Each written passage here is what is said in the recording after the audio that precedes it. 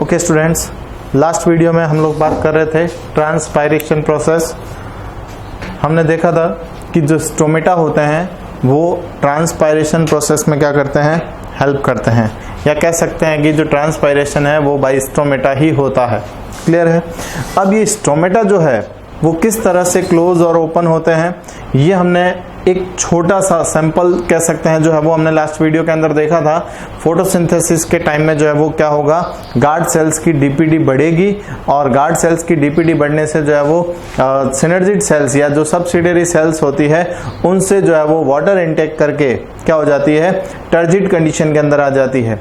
Turgid condition में आने के बाद में स्टोमेटा जो है वो क्या हो जाता है, ओपन हो जाते हैं। और जैसे ही ट्रांसपायरेशन कंप्लीट हो जाएगा, डीपीडी वापस जो है वो डिक्रीज हो जाएगी और डीपीडी डिक्रीज होने के बाद में जो वाटर है वो फिर से क्या हो जाएगा, सब्सिडियरी सेल्स के अंदर जो है वो चला जाएगा और इससे जो है वो गार्ड सेल्स फ्लैसिड हो जाती है और फ्लैसिड होने के बाद में जो है वो स्टोमेटा क्या हो जाते हैं, क्लोज हो जाते हैं। क्लियर है। यहां तक हमने बात की थी। अब हम देखते हैं कि जो स्टोमेटा है वो किस तरह से मूवमेंट करते हैं, यानी कि कौन कौन सी हाइपोथेसिस है, ऐसी कौन कौन सी परिकल्पनाएं हैं जो स्टोमेटल मूवमेंट को शो करने के लिए जो है वो बताई गई है। और भी बहुत सारे साइंटिस्ट हैं जिन्होंने स्टोमेटल मूवमेंट को जो है वो शो करने के लिए अपनी अपनी हाइपोथेसिस को जो है वो प्रेस्क्राइब किया। मोस्टली स्टोमेटल मूवमेंट होती क्या है, देखिए ट्रांसपायरेशन प्रोसेस को कंप्लीट करने के लिए गार्ड सेल्स का मूव होना है। जो गार्ड सेल्स होती है वो मूव करती है, अंदर और बाहर की ओर मूव करेगी, तो इससे जो है वो स्टोमेटा क्या होंगे, क्लोज होंगे और ओपन होंगे। तो गार्ड सेल्स की जो मूवमेंट होती है उसे ही हम मोस्टली स्टोमेटल मूवमेंट कहते हैं। और इस स्टोमेटल मूवमेंट यानी कि रंध्रीय गति कहते हैं, और इस रंध्रीय गति को प्रदर्शित करने के लिए बहुत सारी जो है वो हाइपोथेसिस जो है वो प्रेस्क्राइब की गई। मोस्टली हमें यहाँ पर जो है वो 3 हाइपोथेसिस जो है वो यहाँ पर जो है वो डिस्कस करनी है। फर्स्ट हाइपोथेसिस है आपके स्टार्च सुगर हाइपोथेसिस, यानी कि मांड शर्करा परिकल्पना, और सेकंड आती है आपके स्टीवार्ड हाइपोथेसिस, और नेक्स्ट होगी आपके पोटेशियम मैलेट।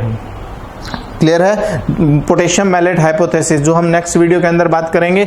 आज की वीडियो के अंदर हम 2 हाइपोथेसिस की बात कर रहे हैं। फर्स्ट करेंगे हम स्टार्च सुगर हाइपोथेसिस और सेकंड हम बात करेंगे स्टीवार्ड हाइपोथेसिस। देखिए सबसे पहले हम बात करते हैं स्टार्च सुगर हाइपोथेसिस। इसको जेडी सायरे ने जो है वो 1923 के अंदर जो है वो प्रेस्क्राइब किया था। इससे पहले लॉयड नाम का एक साइंटिस्ट था जिन्होंने ये बताया था कि जो गार्ड सेल्स होती है उनके अंदर क्लोरोप्लास्ट या कह सकते हैं कि जो स्टार्च होता है वो प्रेजेंट होता है, जो कि गार्ड सेल्स की डीपीडी को इंक्रीज और डिक्रीज करने में क्या करेगा, हेल्प करेगा। तो देखते हैं according to Sayre starch sugar hypothesis के अंदर हम देखें, अकॉर्डिंग टू सायरे दिन के समय में जब डे टाइम होगा यानी कि सनलाइट प्रेजेंस होगी, उस टाइम के अंदर क्या होगा, गार्ड सेल्स के अंदर CO2 का जो कंजम्पशन है वो क्या हो जाएगा, बढ़ जाएगा। यानी कि जो CO2 है वो ज्यादा यूज होगी।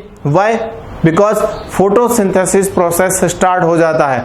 लास्ट वीडियो के अंदर हमने ये बात की थी, जो गार्ड सेल्स होती है उनके अंदर क्लोरोप्लास्ट प्रेजेंट होता है, और क्लोरोप्लास्ट प्रेजेंट होगा तो डे टाइम के अंदर सनलाइट की प्रेजेंस में वो क्या करेंगे, फोटोसिंथेसिस करेंगे। जैसे ही फोटोसिंथेसिस करेंगे, फोटोसिंथेसिस की मेन रिक्वायरमेंट क्या है, CO2, तो CO2 का कंजम्पशन क्या होगा, बढ़ जाएगा।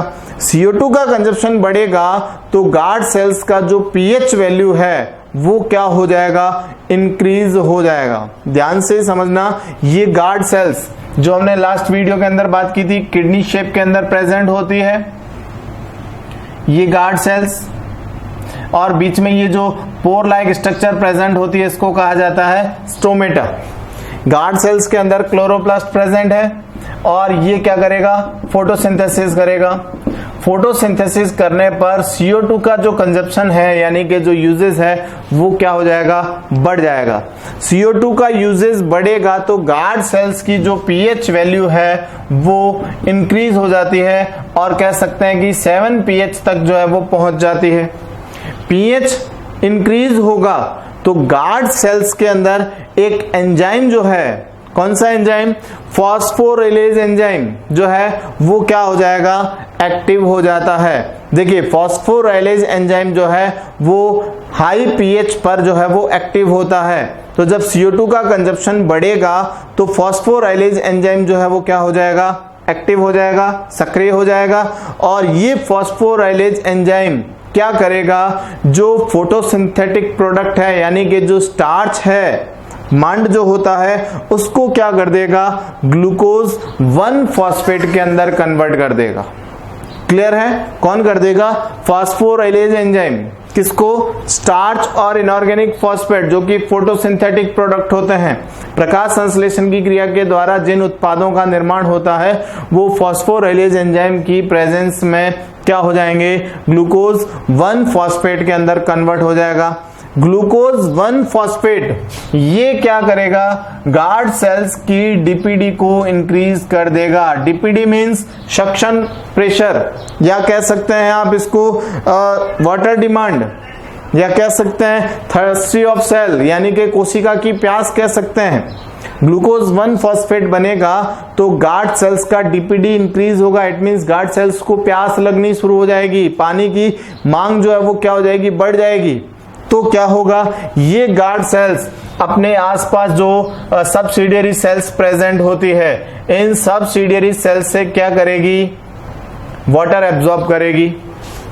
ये जो आसपास सब्सिडियरी सेल्स प्रेजेंट होती है, इससे वाटर जो है वो कहां चला जाएगा? गार्ड सेल्स के अंदर एंटर कर जाएगा। जब गार्ड सेल्स के अंदर वाटर एंटर करेगा तो गार्ड सेल्स कौन सी कंडीशन के अंदर आ जाएगी? टर्जिड कंडीशन के अंदर प्रवेश कर जाएगी। यानी कि गार्ड कोशिकाएं सेल्स जो है वो क्या हो जाएगी? कह सकते हैं कि स्फीत अवस्था में आ जाती है। इससे क्या होगा? स्टोमेटा ओपन हो जाएंगे। जैसे ही गार्ड सेल्स स्फीत होगी यानी कि फूलने लगेगी तो स्टोमेटा क्या हो जाएंगे? ओपन हो जाएंगे। ट्रांसपायरेशन प्रोसेस क्या हो जाएगा? स्टार्ट हो जाएगा। इट मींस जो वाटर प्रेजेंट है सेल्स के अंदर यानी कि जो स्टोमेटा के अंदर वाटर प्रेजेंट है वो वेपर फॉर्म में कह सकते हैं कि बाहर की ओर एग्जिस्ट कर दिया जाएगा। क्लियर है? और जैसे ही अंधेरा होना शुरू हो जाता है यानी कि सनलाइट जो है वो डिक्रीज होना स्टार्ट होगी तो धीरे धीरे CO2 की ग्रोथ क्या होगी? बढ़ने लगेगी। यानी कि गार्ड सेल्स के अंदर CO2 का कंजप्शन जो है वो क्या हो जाएगा? डिक्रीज हो जाएगा। CO2 की जो कंसंट्रेशन है वो इंक्रीज हो जाती है। कब? एट नाइट, यानी कि रात के समय में जो है CO2 की मात्रा बढ़ेगी। CO2 की मात्रा बढ़ेगी तो गार्ड सेल्स की जो pH वैल्यू है वो क्या हो जाएगी? डिक्रीज हो जाएगी। यानी कि जो pH है वो 5 के आसपास आ जाता है। 5 के आसपास जो है वो pH आएगा। जैसे ही pH डिक्रीज होगा फॉस्फोराइलेज एंजाइम क्या हो जाएगा? इनएक्टिव हो जाता है। फॉस्फोराइलेज एंजाइम इनएक्टिव होगा तो ऐसी कंडीशन के अंदर जो ग्लूकोज 1 फॉस्फेट बना था, किससे बना था? स्टार्च और इनऑर्गेनिक फॉस्फेट से ग्लूकोज 1 फॉस्फेट बना था। ये ग्लूकोज 1 फॉस्फेट फिर से कन्वर्ट हो जाएगा किसमें? स्टार्च में कन्वर्ट हो जाएगा। और जैसे ही स्टार्च में कन्वर्ट होगा डीपीडी की वैल्यू क्या हो जाएगी? डिक्रीज हो जाएगी। डीपीडी की वैल्यू डिक्रीज होगी तो गार्ड सेल्स के अंदर जो वाटर प्रेजेंट था वो वाटर कहां चला जाएगा? सब्सिडियरी सेल्स के अंदर जो है वो चला जाएगा। और जैसे ही सब्सिडियरी सेल्स के अंदर वाटर जाएगा तो जो गार्ड सेल्स होती है, इन गार्ड सेल्स की कंडीशन कैसी हो जाएगी? फ्लैसिड कंडीशन हो जाएगी। यानी कि ये पिचक जाती है और स्टोमेटा क्या हो जाएंगे? क्लोज हो जाएंगे। क्लियर है? तो आपको ये स्टार्च शुगर हाइपोथेसिस जो है वो समझ में आ गया होगा। स्टार्च कन्वर्ट होता है किसमें? शुगर के अंदर। यानी कि जो मंड है वो किसमें बदलेगा? शर्करा के अंदर बदलेगा। शर्करा के अंदर बढ़ते ही क्या होगा? प्यास बढ़ेगी यानी कि डीपीडी बढ़ेगी। डीपीडी बढ़ेगी तो क्या होगा? वाटर इनटेक किया जाएगा। सेल्स जो है वो स्वेलन कंडीशन के अंदर आएगी, टर्जिड कंडीशन के अंदर आएगी, स्टोमेटा ओपन होंगे। रात के समय में जो है वो कह सकते हैं कि ग्लूकोज 1 फॉस्फेट या जो शुगर है वो फिर से स्टार्च में कन्वर्ट हो जाएगी और इससे जो है वो स्टोमेटा क्लोज्ड हो जाते हैं। क्लियर है? ये फर्स्ट हाइपोथेसिस जो है वो जेडी सायरे के थ्रू जो है वो प्रेजेंट की गई थी, स्टार्च शुगर हाइपोथेसिस। क्लियर हो गया होगा आपको। नेक्स्ट हाइपोथेसिस होगी आपके स्टीवार्ड हाइपोथेसिस। नाम से ही पता है, स्टीवार्ड ने जो है वो इसको प्रेस्क्राइब किया था। स्टीवार्ड ने क्या बताया कि दिन के समय में जब सनलाइट प्रेजेंट होती है तो फोटोसिंथेसिस प्रोडक्ट बनेगा।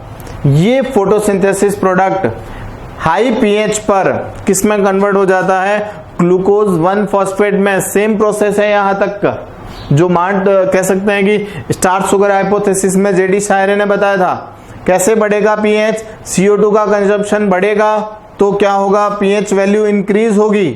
पीएच वैल्यू इंक्रीज होगी तो एंजाइम जो फॉस्फोरिलेज एंजाइम है वो एक्टिव होगा, स्टार्च को कन्वर्ट कर दिया जाएगा किसमें, ग्लूकोज 1 फॉस्फेट के अंदर।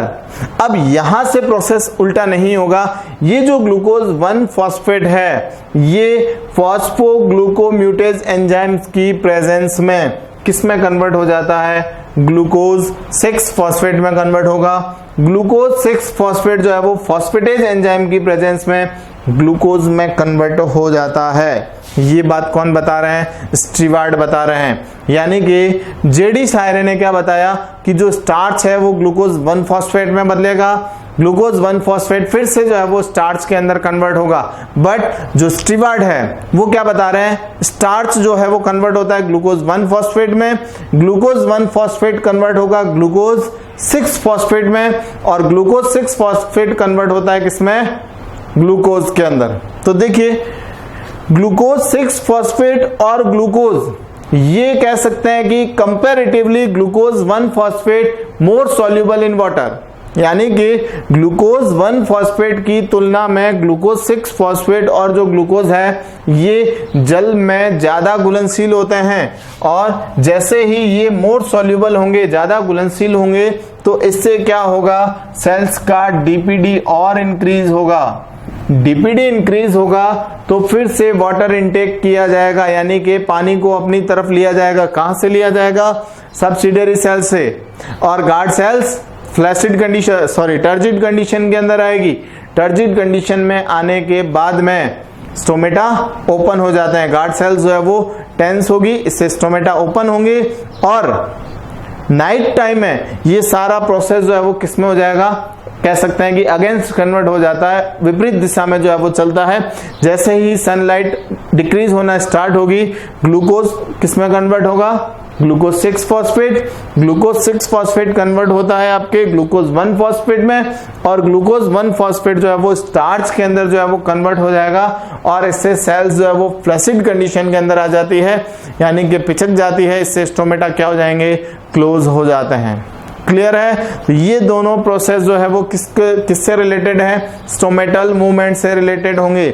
यानी कि रंध्र की गति को प्रदर्शित करने के लिए एक तो जेडी शायरे और स्टीवार्ड की जो हाइपोथेसिस है उसको हमने डिस्कस किया।